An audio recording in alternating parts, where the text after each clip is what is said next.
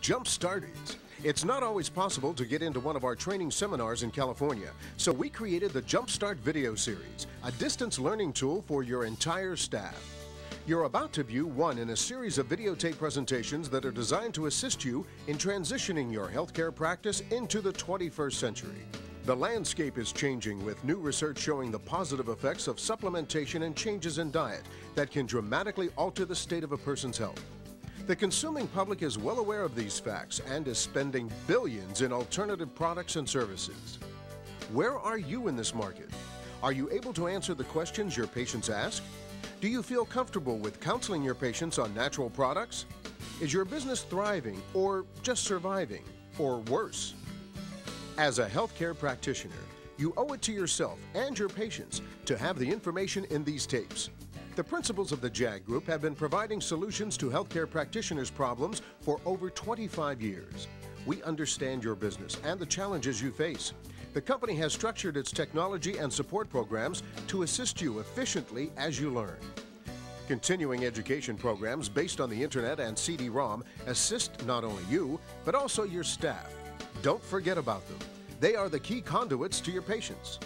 This tape series has been designed to provide efficient information, strategies and techniques that will make an immediate and positive impact to your practice.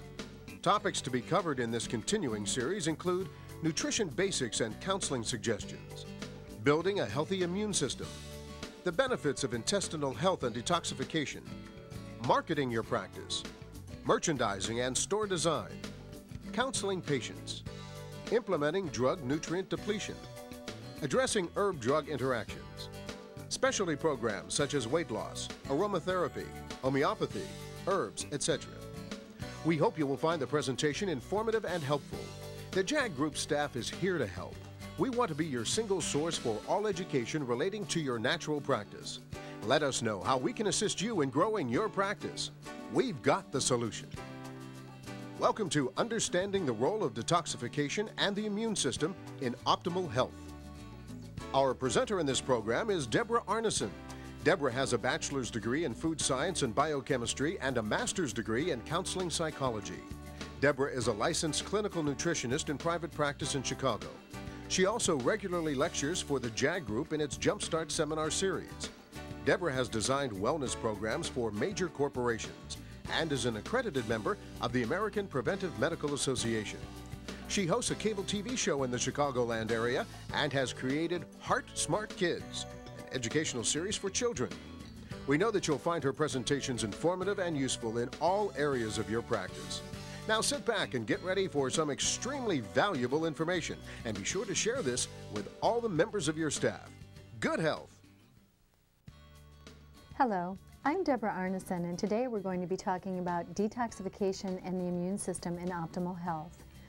Our bodies are exposed to vast numbers of foreign chemicals and compounds every single day. The majority of these are man-made and end up in our air, our water, and our food, or are taken in the form of medications and drugs. Overexposure to these toxic substances and one's inability to rid the body of these toxins can negatively impact one's health. The result is a wide variety of symptoms such as fatigue, headaches, muscle and joint pain, as well as allergies or even flu-like symptoms. This toxic overload may often contribute to inflammatory and neurological manifestations and disease. These toxins pass from the liver to the body and fatty tissues, including the brain and the central nervous system cells. These stored toxins often are released slowly into the blood, contributing to many chronic illnesses. Walk with me now down the path of enlightenment and learn how to assist both yourself and your patients in obtaining and maintaining optimal vital health. The mission of our immune system. Well, let's picture an army with its ranks of generals and all the troops prepared to defend you. This is a good model of a functioning, healthy immune system. The mission is to counter the incessant attacks from bacteria, viruses, or other outside invaders. Also to prevent their entry, or if they do enter, to destroy the invaders should they manage to penetrate our bodies. These invaders are attacked by special white cells in the blood. There are several types of cells. Each plays its own role in defending the body. First of all, we have the neutrophils. Their job is to eat up the enemy. The T lymphocytes engage in what may be called hand-to-hand combat with the invader, and then the B lymphocytes contain defensive proteins called antibodies. We look at the thymus as the general. When the system is assaulted by a foreign organism, the immune system will respond and manufacture antibodies to fight the foreign organism, hence creating the ability to fight the organism in the future. The thymus gland is a repository of all this information. It gives orders to attack or not to attack if it recognizes the organism as being harmless. When the immune system works well, we either do not become ill or we are able to recover very quickly. When the immune system malfunctions or is seriously weakened, illness follows. An example would be hay fever, in which the immune system overreacts to a harmless substance such as pollen, releasing histamine into the bloodstream in an effort to wash away the intruder. Very serious malfunctions would be in autoimmune disorders, and this is when the immune system starts attacking the body's own cells, for example in rheumatoid arthritis or scleroderma. With AIDS, this is when the virus attacks the immune system itself. People who have undergone transplants are also at risk of being attacked by their own immune systems, as they will treat the transplanted organ as if it were a foreign invader. So why is our immune system weakened? Well, for a number of reasons. First of all, it could be a result of what is termed toxic overload from the many pollutants we are exposed to nowadays. Stress with the consequent overproduction of adrenaline and cortisol, and a nutritionally inadequate diet. So our immune system can also be weakened by free radicals, and these are unpaired electrons which are at the root of all of our problems. Free radicals are basically unstable in that they have only one electron. Atoms achieve stability by having two. In order to stabilize, these free radicals go in search of a mate, and in doing so they may snatch a replacement electron from another atom, which itself will try to stabilize by stealing an electron from yet another atom. A chain reaction occurs, much like a brush fire, unless this can be neutralized by an antioxidant. The action of free radicals are many. First of all, we refer to them as molecular gangs that roam the body, and what they do is they come into the system and they mug your cells. They also rip the membranes of the cells, and they corrupt, therefore, the genetic material contained in the cell. The free radical chain reaction can be lethal to all your cells and tissues.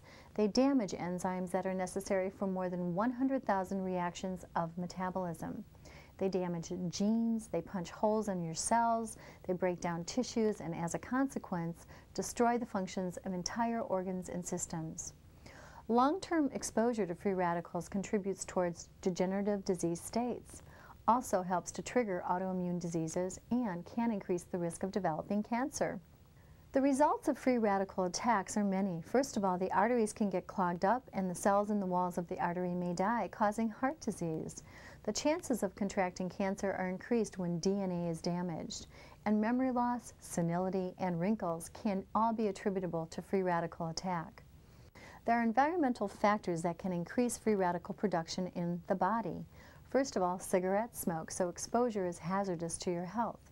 Radiation, surgery, infection by viruses, bacteria, or parasites, as well as pollutants, pesticides, household chemicals, certain drugs and medication abuse, and nitrates and nitrites and other food additives taken on a daily basis. The toxic overload can be attributable to the many pollutants which our bodies have never ever before encountered. Toxic materials are stored in our body fats, the liver, the bones, and even our brain. Stress with the consequent overproduction of adrenaline and cortisol is also a factor. Signs of impaired immune system would be allergies and food sensitivities, frequent infections, chronic fatigue, autoimmune disorders such as arthritis and AIDS, and ultimately heart disease and cancer. How do we enhance our immune system? Well, by taking enough antioxidant nutrients to reduce oxidation, thereby curbing the chain reaction. The principal nutrients that work to combat free radicals are vitamin C, E, beta-carotene, vitamin A, as well as B6, selenium, copper, manganese, and zinc. Bioflavonoids, which naturally occur in certain foods, are wonderful for enhancing the immune system, as well as phytochemicals, which are the colorful component of foods found in vegetables, legumes, and fruits. Now we're going to cover antioxidants, vitamins, minerals, and other dietary supplements. Antioxidants, what are they? What do they do? Well, First of all, they offer protection against free radicals. They may also prevent or delay the onset of degenerative diseases. And the nutrients offering the greatest defense against free radical occurrence are vitamin A or beta-carotene, vitamin C, vitamin E, along with selenium, as well as zinc.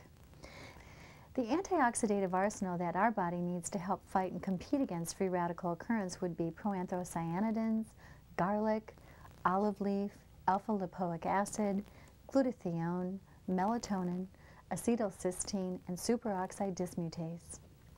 Let's talk about vitamin A or beta-carotene first.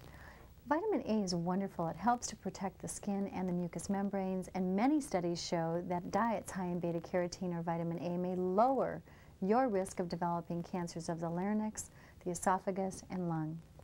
Other studies suggest a protective effect in the stomach, colon, and the cervix. Animal studies demonstrate vitamin A inhibits precancerous changes and, in some cases, cancer of the prostate, the bladder, and the breast. While vitamin A can be toxic in high doses, beta-carotene, which is a precursor found in fruits and vegetables, is not.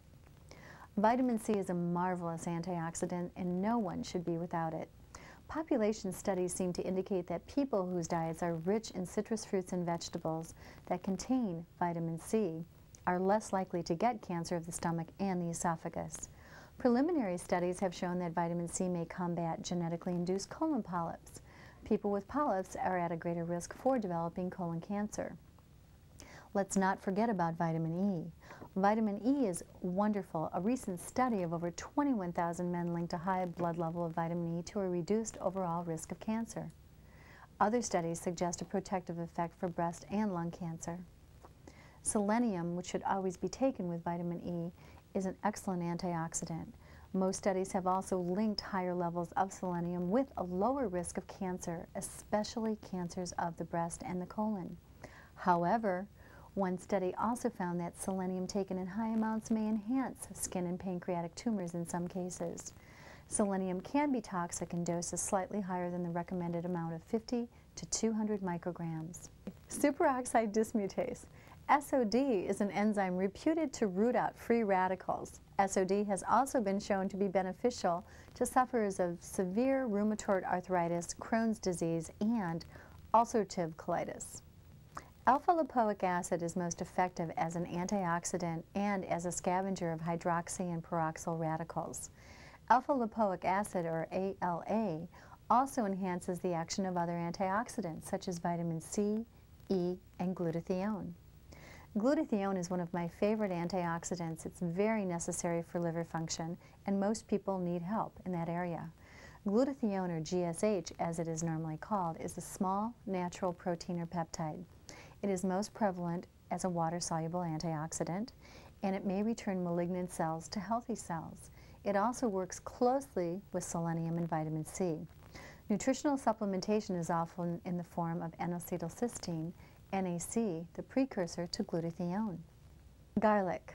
Garlic sulfur compounds are antifungal and antibacterial, which makes it effective to combat colds and flus. Garlic has been shown to boost the activity of the body's natural killer cells. The sulfur compounds in garlic protect against free radical and oxidation. Olive leaf. Linolenic acid, the active ingredient, is considered to be antiviral, antifungal, and antibacterial, as well as a potent antioxidant. Proanthocyanidins. Proanthocyanidins are a group of bioflavonoids extracted commercially and primarily from pine bark and grape seeds. They're also very potent immune system enhancers, as well as free radical scavengers. They're known to be anti-inflammatory, antihistamine, and they also potentiate the action of vitamin C. With this short overview, we know very, very clearly that everybody in America today needs antioxidative supplementation. It is important, if someone will not be able to or capable of taking supplements in multiforms such as vitamins and minerals and multivitamins and minerals, that they at least take a good antioxidative capsule for protection. Given the toxicity levels in our country today, it is important to know that everybody, everyone, and not one single person needs to go without this antioxidative protection. If individual patients will not be compliant in taking multiple vitamins and minerals, then they should at the very least protect themselves with an antioxidant. Let's talk about the bounty of herbs for antioxidative protection. At one time, any medicinal treatment in this country was concocted from native herbs. This is still the case for 80% of the world's population. Native Americans used echinacea and golden seal, which are very popular today, and the Druids used mistletoe, and the Chinese might resort to dong quai, ginseng, or licorice root. There are many herbs that will support the immune system today: forskolin, angelica, curcumin, echinacea, golden seal, licorice, and quercetin. Dong quai is prized second only after ginseng in traditional Chinese herbal medicine. The active ingredients are coumarin derivatives and polysaccharides. These affect the immune system by A, enhancing the activity of leukocytes, B, increasing the production of interferon, and C, increasing anti-tumor activity. Curcumin is best known as a food spice. It also has a very long history in herbal medicine. Antioxidant properties have also been confirmed in modern research. Its anti-inflammatory properties derive partly from its ability to inhibit hyaluronidase, an enzyme that breaks down proteins. Echinacea speeds the entry of leukocytes into areas of infection. It also is known to elevate low leukocyte counts. It also helps to activate the T lymphocytes and the macrophages. Echinacea polysaccharides bind to receptors on the surface of leukocytes and turn them on, specifically T cells, macrophages, and natural killer cells. Coleus forskolin is a Nepalese mint which exhibits potent immune system enhancement abilities. It's very useful for several allergic conditions such as asthma, eczema, and psoriasis. Golden seal is the traditional use of berberine. Barbarian golden seal was for blood purification at one time. This has been validated as it does boost blood supply to the spleen and increases phagocytosis. It helps to support our spleen and activates macrophages, which is phagocytosis. Licorice extracts have displayed antimicrobial activity against Streptococcus mutans and Candida albicans. Licorice prevents free radical damage and inhibits the formation of free radicals. It is especially potent for the liver. Now I will share with you a number of interesting case studies dealing with antioxidative therapies that I've employed in my practice.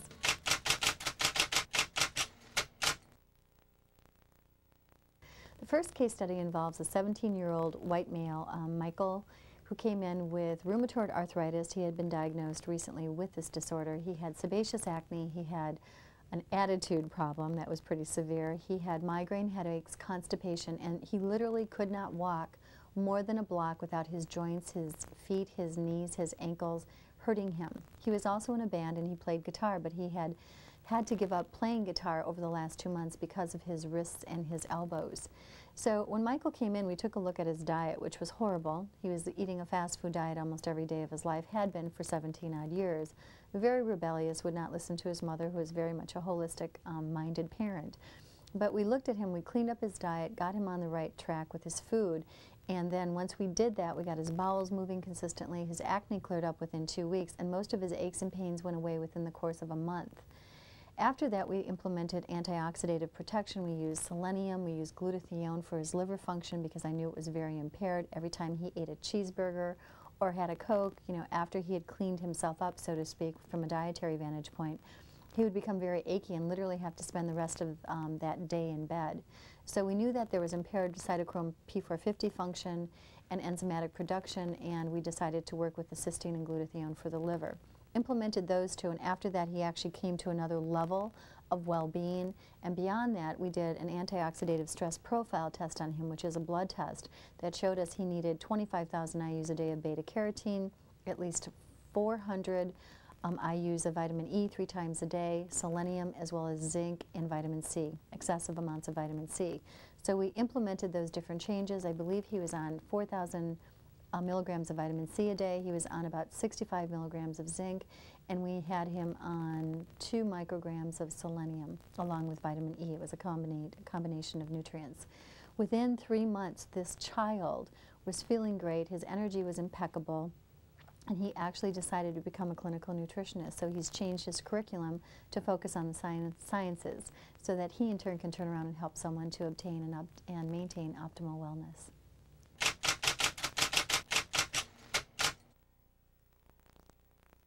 The next case study involves a woman by the name of Lila, 65 years old, came in with Raynaud's disease. She had circulatory problems. Her fingers were nearly as blue as the jacket that I'm wearing. She had been told by one of the head cardiologists at Northwestern Hospital in Chicago that she did have Raynaud's disease and there was absolutely nothing that she could do about it but learn to live with it. This woman had been going to bed every night with 2 pairs of sweatpants, 2 pairs of socks, a hooded sweatshirt. She said, my poor husband hasn't seen my body in over 30 years. So I said, well, you know, I don't agree with the diagnosis. Let's take a look at your diet and your essential fatty acids. We did. She was extraordinarily protein deficient, calorie deficient, and massively essential fatty acid deficient. She worked out, nonetheless, even with the Raynaud's disease, every day. I'd say for 20 minutes a day, 5 days a week. So she was exercising. She did not abuse herself with, you know, alcohol or cigarettes or caffeine. She couldn't stomach any of those things. Her digestive abilities were very stunted. She wasn't able to digest vegetables, and she had a hard time with the skin on fruits. So I knew that she was very hydrochloric acid insufficient as well. Now, this is just basically a cascade effect where people's bodies begin to start shutting down one system after the next, after the next, after the next. So the first thing we did was we got her gut and her digestive tract working efficiently. And then we started to implement very small residual amounts of essential fatty acids. I started her on 1 teaspoon 3 times a day, along with vitamin E and selenium. We brought in some liver support, superoxide dismutase, some glutathione peroxidase, and then we brought in L-cysteine. All of these helped her liver to utilize these nutrients more efficiently and to clear toxins out of the body. Within 3 weeks, this woman came back in, and she was a dire skeptic. And I said to her, I said, Lila, how are you doing today? And she gives me one of these, I'm doing great. And I said, well, what's going on? She goes, look at my fingers. And her fingers were completely normal. She now had complete control of her body temperature. She was eating an adequate amount of calories. She'd been put on her antioxidative supplemental regime, and she was doing essential fatty acids on her foods every day. And we took her protein up to adequate grams of protein on a daily basis. So she was lacking in almost everything, a proverbial dieter. And she felt great. Her energy had gone from a 0 up to a 10 in a very short period of time. So you will see reactions like this in people who are perfectly healthy and some people who are not. It may take longer in a person who's quite compromised, but be persistent, be diligent, and have them understand that it takes that application to achieve those results as well.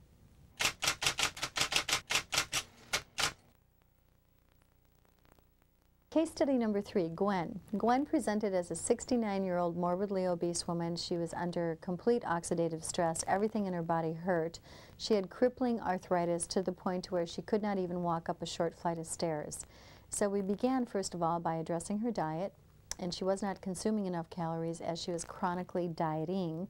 So we made sure she was getting adequate calories to support her basic biological functions, ensured that she was getting essential fatty acids, adequate grams of protein every day, and brought in lots of high antioxidative foods, which would be our fresh fruits and vegetables and whole grains. We took her off of wheat, which is a common allergen, and it typically triggers arthritic responses, and we put her on a clearing test basically over the course of the next 2 months to see what antioxidants work to push her to the next level of wellness. So we started with the liver performing antioxidants, the SOD, the glutathione, and the L-cysteine. These really helped her to clear a little bit more efficiently. We saw bowel activity increasing, and then the next thing you know, she had this problem with this ringing in her ears that she'd had for 30 years. So we put her on multiple minerals. We did some hair tissue testing, found out what her mineral deficiencies were, and then we increased manganese to the point of where she was taking 3 times the normal dose. As long as she stayed on that dosage, her ringing in her ears stayed completely alleviated. We also then increased her magnesium, which helped with the arthritic responses. She did not need calcium. She had plenty of calcium stored in the tissues. We just needed to access it. And then we brought in B6 phosphate, which is wonderful for being able to pull calcium out of stored tissue into the bloodstream to be used for the uptake of calcium deposition. With all of that in mind, within the course of 2 years, I see her about once a year. She comes in for a tune-up at this point. In the course of 2 years, she was walking without her crutches and her cane. Her ringing in her ears was completely gone, and she lost a total of 120 pounds. She's still overweight. She is, however, optimally pretty healthy, considering all that she's been through in the course of her lifetime. So all of this is a process, and the important thing to realize when you start working with patients is that that process is important to embrace and to develop. People want a pill more often than not, and nutrition and healing doesn't work that way. The process is part of the package. So it takes a metabolic clearing, and that takes time, and that takes patience, and that takes guidance on the part of the healer. To summarize, the real benefits of antioxidants is their ability to effectively fight free radicals, small but potent molecules that can seek out and damage cells, tissues, and organs. More than 100 disorders of the eyes, brain, muscles, lung, kidneys, liver, digestive system, cardiovascular system, and immune system have been associated with oxidative stress. Oxidative stress has also been associated with premature aging, its ongoing damage gradually impairing health and well-being. With over 6,000 pesticides, herbicides, insecticides, as well as hormones used to treat the bulk of the food that we eat today, one's chance of maintaining the most optimal of health is truly strained. Antioxidants are necessary for everyone. Keep in mind, when used in conjunction with a live food diet, the benefit can be tenfold. Good health is a gift that we've been given, often lost, just waiting to be reclaimed. As you can see, it is very important to perform at least some level of analyses on your patient's diet, lifestyle, as well as stressors. One of the best ways to assist you here is by using the JAG Group's NutriPlus product. This software tool enables you to provide important information and a valuable service. Through NutriPlus, you can analyze food intake for quantity as well as quality and provide detailed reports that help your patients manage their diet more effectively. If you aren't aware of this product, I would encourage you to speak to your account representative about how it can help your practice.